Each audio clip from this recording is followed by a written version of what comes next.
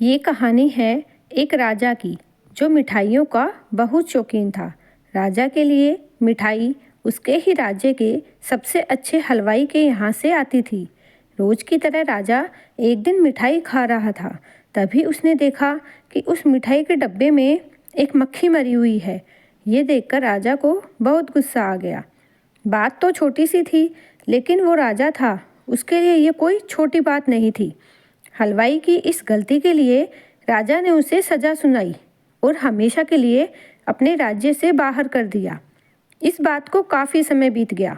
एक दिन राजा अपने कुछ सैनिकों के साथ शिकार के लिए गया। जंगल में थोड़ा अंदर जाते ही उन पर लुटेरों ने हमला कर दिया। लुटेरों ने सब कुछ लूट लिया और राजा के सभी सैनिकों को मार दिया। राजा किसी तरह अपनी जान बचाकर वहां से भाग गया और दूसरे राज्य की सीमा में पहुंच गया। कुछ देर में अंधेरा हो गया और वो राजा सुबह होने का इंतजार करने लगे। अगले दिन वो राजा उस राज्य के लोगों से मदद मांगने लगे, लेकिन दूसरे राज्य के लोग उसे भिखारी समझकर उसकी तरफ ध्यान भी नहीं दे रहे थे। वो राजा भूखा प्यासा एक जगह पर ही पड़ा रहा। थोड़ी देर बाद एक व्यक्ति उस राजा के पास आया और बोला, महाराज, आप यहाँ इस हालत में कैसे हो? राजा बोला, कौन हो तुम और मुझे कैसे जानते हो? उस व्यक्ति ने कहा, महाराज, मैं वही हलवाई हूँ जो अक्सर आपके महल में मिठाइयाँ भेजता था। राजा ने उसे सारी बात बताई। उस हलवाई ने राजा की मदद करी और उसे वापस अपने राज्य भेजने का सारा इंतजाम भी कर दिया।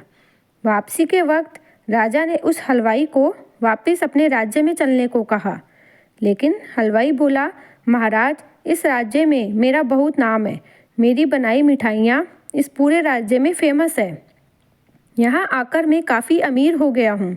अगर आप उस दिन मेरी गलती की वजह से मुझे राज्य से नहीं निकालते तो शायद मुझे ये सब कभी नहीं मिल पाता और ना ही मैं कभी आपकी मदद कर पाता। आप ऐसे ही भूखे प्यासे मर जाते। शायद जो भी हुआ वो सब अच्छे के लिए हुआ। राजा ने उस व्यक्ति को धन्यवाद दिया और अपने राज्य की तरफ चला गया।